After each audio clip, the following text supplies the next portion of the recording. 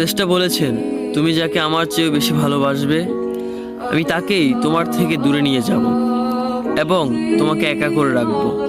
তিনি আরো বলেছেন, কখনো বলবে না তুমি তাকে ছাড়া বাঁচবে না, তবে তাকে ছাড়া আমি তোমাকে বাঁচাবো এবং পিছনের অনুগত সব আবেগ কুড়িয়ে নিয়ে তোমাকে দিব্যি সামনে নিয়ে যাব।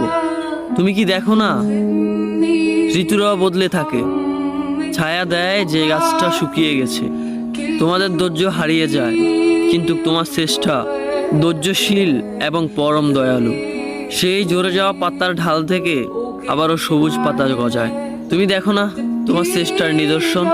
যে মানুষটাকে তুমি নিজের অংশ ভাবতে, সেই মানুষটাও একদিন অচেনা হয়ে যায়, তোমার মন ভেঙে যায়।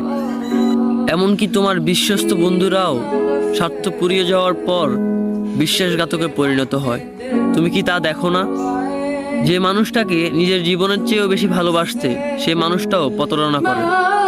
তবে তুমি কেন চেষ্টার বিমুখ হয়ে মানুষকে ভরসা করো? অদ্ভুত এই পৃথিবীতে, যখন তুমি ভাবো এটা হবে না কখনোই, কিন্তু কিছুক্ষণ পর সেটাই হয়। সেটাই হবার নয় কি? তুমি বলো আমি পড়বো না, অথচ তুমি পড়ো। তুমি বলো আমি বিরক্ত হব না, অথচ রোজ তুমি বিরক্ত হও। এবং সবচেয়ে বিচিত্র বিষয় হলো, তুমি বলতে থাকো আমি মরে গেছি, অথচ তুমি বাঁচো।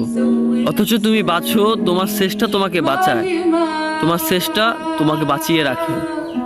তো শুকরিয়া আদায় করো তোমার সেই সৃষ্টিকর্তা মহান রব্বুল আলামিনের উপর।